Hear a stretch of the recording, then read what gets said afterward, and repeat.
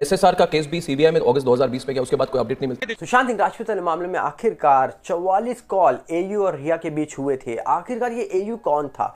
अगर एयू को लेकर हम बात करें तो एयू को लेकर बहुत सारे दावे हुए थे, पर आखिरकार क्या एयू पॉलिटिशियन थे? अगर वो पॉलिटिशियन थे तो उनका रिया के साथ क्या कनेक्शन था, ये भी बहुत बड़ा सवाल है। और दूसरी तरफ एक बड़ा सवाल ये भी है कि आखिरकार एलविश यादव जो यूट्यूबर है, जो कहा जा रहा है कि बिग बॉस ओटीटी अभी हाल ही में जीत के आए हैं, उनको 14 दिन की न्यायिक हिरासत में भेज दिया गया है, क्योंकि उनका नाम रेप पार्टी और कहा जा रहा है कि जो उस पार्टी में सांप के जहर की बातें हो रही थी उनमें नाम निकल के आ रहा है, जिसके बाद उनको पुलिस ने गिरफ्तार करा है और अब 14 दिन की न्यायिक हिरासत में भेज दिया गया है उनको। और साथ में कहा जा रहा है कि हमारे देश की मीडिया किस प्रकार एलविश यादव को लेकर खबर छाप रही है, वो भी आज आपको दिखाएंगे और एलविश को सपोर्ट भी मिल रहा है वो भी दिखाएंगे। पर उससे पहले आप अपील करेंगे, अगर आप इस चैनल के अंदर नए हो तो वीडियो को लाइक, वीडियो को शेयर और चैनल को सब्सक्राइब करना बिल्कुल मत भूलना। और सबसे पहले अगर हम यहाँ बात करें तो आपको बता दिया जाए कि सुशांत मामला जब हुआ था तो इस पूरे मामले में एक बड़ा सवाल ये उठा था कि आखिरकार सुशांत सिंह राजपूत वाले मामले में ये एयू कौन है। सवाल ये उठा था कि आखिरकार 44 कॉल एयू और रिया के बीच जो हुए थे ये क्यों हुए थे? आखिरकार सुशांत सिंह राजपूत की डेथ के पीछे क्या मेन असली कहानी है, ये कोई नहीं जानता। हाल ही में प्रियंका सिंह जी के काजर के ट्वीट के बाद एक आश्वासन जगा है लोगों के अंदर कि जल्दी मामले का जो सच है वो बाहर आ सकता है। तो उम्मीद ये लगाई जा रही है कि इलेक्शन से पहले इस पूरे मामले में एक बड़ी अपडेट निकल के आएगी, जो शायद लोगों को सेटिस्फाई कर देगी कि आखिरकार ये मामला अभी चल रहा है, ये मामला ख़त्म नहीं हुआ है, मामले में अभी भी बहुत सारी चीज़ें सामने आनी बाकी हैं। अब ये देखने वाला विषय होगा कि सीबीआई कब आके ऑफिशियली तौर पर ये स्टेटमेंट जारी करती है। पर कहा जा रहा है कि हमारे देश की मीडिया जब इस पूरे मामले को उठा रही थी तो उन्होंने एक नाम लिया था एयू। अब ये एयू को लेकर बहुत सारे लोगों ने अलग अलग तरीके के नाम लिए, लोगों ने अलग अलग तरीके की बातें बताई। किसी ने कहा जा रहा है कि पॉलिटिशियन का नाम लिया, किसी ने अनन्या उदास का नाम लिया, किसी ने कहा जा रहा है कि और अजीब व गरीब नाम ले लिए। पर आखिरकार अगर ये नाम कोई पॉलिटिशियन का है, हम दावा नहीं करते हैं, ये खबर हम न्यूज़ मीडिया से निकाल के ला रहे हैं जो आर्टिकल छपे हुए थे। अगर ये कोई पॉलिटिशियन का है तो क्या आखिरकार पॉलिटिशियन और रिया के बीच कनेक्शन क्या हो सकता है? आखिरकार सवाल ये उठता है कि आखिर रिया और कोई पॉलिटिशियन 44 बार कॉल पे बात क्यों करेंगे? क्या पॉलिटिशियन को रिया पहले से जानती थी? क्या पॉलिटिशियन रिया को पहले से जानते थे? इसका कोई सबूत नहीं है, पर सवाल ये है कि एयू को लेकर बार बार पॉलिटिशियन का नाम लिया जाता है। और कहा जा रहा है कि अभी हाल ही में जब सिटीजन कोर्ट ऑफ इंडिया के अंदर चर्चा शुरू हुई थी तब भी कहा जाता है कि सवाल सबसे पहला जो उठा था वो उठा था पॉलिटिशियन पर। और कहा जा रहा है कि पॉलिटिशियन पे सवाल सिर्फ सुशांत केस को लेकर नहीं, दिशा केस को लेकर भी उठाए गए थे। और बोला जाता है कि दिशा केस में तो कई और लोगों के नाम लिए गए थे, कई नेता अभिनेताओं के नाम लिए गए, जिसके बाद कहा जाता है कि सुशांत मामला जब हुआ तब भी नेता अभिनेताओं के नाम लिए गए। और इस पूरे मामले में, सुशांत मामले में तो एनके सूद जी ने क्लियर कर दिया कि भैया अंडरवर्ल्ड का हाथ है। उन्होंने दो बातें क्लियर करी कि एक अंडरवर्ल्ड का हाथ है और उन्होंने कहा 100% अंडरवर्ल्ड का हाथ है इस पूरे मामले में। और दूसरी तरफ उन्होंने दूसरी बात क्लियर ये करी है कि इस मामले में बड़े बड़े बॉलीवुड के लोग भी इंक्लूड हैं। नाम सामने नहीं आ रहे हैं पर इंक्लूड हैं बड़े बड़े लोग। अब कौन वो बड़े लोग हैं भगवान जाने, या फिर जो मामले की जांच कर रहे हैं उनको पता होगा तो शायद वो जाने। पर एनके सूद जी के इतने बड़े दावे के बाद ये तो क्लियर है कि बॉलीवुड के बड़े लोग मामले में इंक्लूड हैं। और ये 101% 302 का मामला है, ये भी एनके सूद जी ने बताया था। अभी हाल ही में इंटरव्यू के दौरान जब उन्होंने बातचीत करी तो उन्होंने खुलेआम बोला, भैया ये कोई क्लियर कट सिंपल मामला नहीं है, ये एक क्लियर कट 302 का मामला है। अंडरवर्ल्ड ने किया है सुशांत को ख़त्म और बहुत बुरी तरीके से ख़त्म किया है, सबूत तक मिटा दिए गए हैं, ऐसे भी दावे किए गए उनके द्वारा।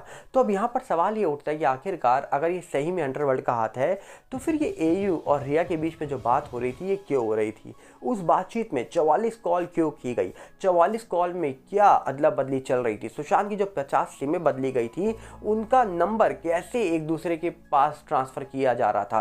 क्योंकि इंसान अगर एक सिम बदलेगा तो उसका नया नंबर होगा, वो नया नंबर अगर वो किसी को नहीं देगा तो नंबर कैसे शेयर होगा? जब आप 50 सिम बदल रहे हो तो इसका मतलब साफ है जितनी भी सिम आप परचेस कर रहे हो उनके नंबर किसी न किसी शख्स तक पहुंच रहे हैं जिस तक आप नहीं पहुंचाना चाहते हो। तो सुशांत के नंबर कौन लीक कर रहा था? घर पे रहने वाले लोग, या उनके साथ उनकी पार्टनर बन के जो रह रही थी वो, या उनके दोस्त बनकर जो उनके साथ घर पे आ गए थे मिलने जुलने वो लोग?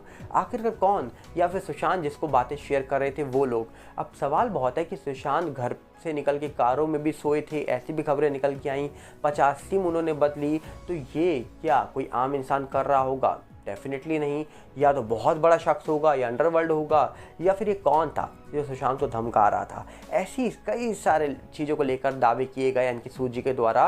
पर इन सब दावों में एक इम्पॉर्टेंट बात कि रिया और एयू का कनेक्शन क्या, 44 कॉलों में कौन सी इंपॉर्टेंट बातें हो रही थी, आखिरकार कौन सी खबर ली जा रही थी या दी जा रही थी। अब ये एयू को लेकर नाम तो निकल के आता है, जिस दिन एयू का नंबर निकल के आ गया तो मुझे ऐसा लगता है कि बहुत सारी चीज़ें क्लियर हो जाएंगी लोगों तक।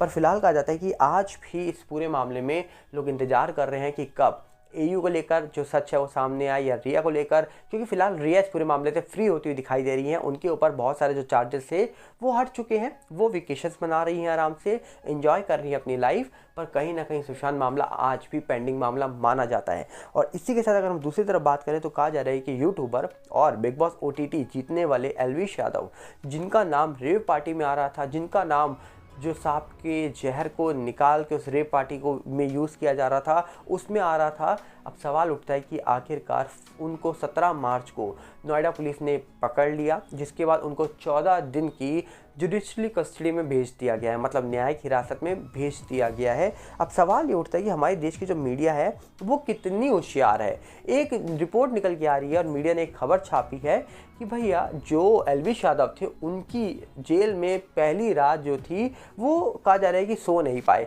और उनको पहली रात को खाने को क्या मिला है, हलवा और पूड़ी। मतलब सोचिए, मीडिया को ये तक पता होता है कि एल्विश यादव को जेल में क्या दिया जा रहा है। मीडिया इतनी होशियार हो चुकी है। जब सुशांत मामला हुआ था तो यही मीडिया थी जो रिया के घर के बाहर जाके कैमरे को जूम करती थी और देखती थी कि रिया के घर वाले कौन सा न्यूज़ चैनल देख रहे हैं। जहां पर आप समझ चुके होंगे कौन सा न्यूज़ चैनल की बात कर रहा हूं मैं। तो कई सारे न्यूज़ चैनल ऐसे थे जिन्होंने जब ये मामला हुआ सुशांत का तो इस प्रकार कहा जा रहा है कि रिपोर्टिंग करी थी कि लग रहा था कि अब खुलासा हो जाएगा इस पूरे मामले का, अब सच निकल के आएगा।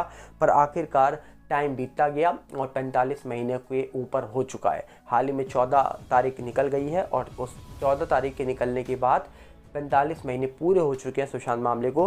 पर आज भी कोई अपडेट नहीं है। आज भी लोग इस पूरे मामले के बारे में जानना चाहते हैं, पहचानना चाहते हैं, सुनना चाहते हैं, पर कोई अपडेट ही नहीं है सामने। सिर्फ इतनी ही अपडेट है जो उनके सिस्टर श्वेता सिंह कीर्ति ने बताई है कि जल्दी CBI मामले में बहुत बड़े खुलासे कर सकती है। उनका डिस्कशन हो रहा है CBI से, और CBI हर पहलू को लेकर बातचीत करेगी, क्योंकि हर पहलू को लेकर जांच करी है CBI ने, और जो भी सच होगा वो सामने आएगा। उन्होंने कहा है कि आज भी हमको विश्वास है CBI पर, और जल्दी CBI इस पूरे मामले का जो भी सच है वो सामने रख देगी। अब देखते हैं कब सच आएगा, ये तो इंतजार करना पड़ेगा इस चीज़ के लिए।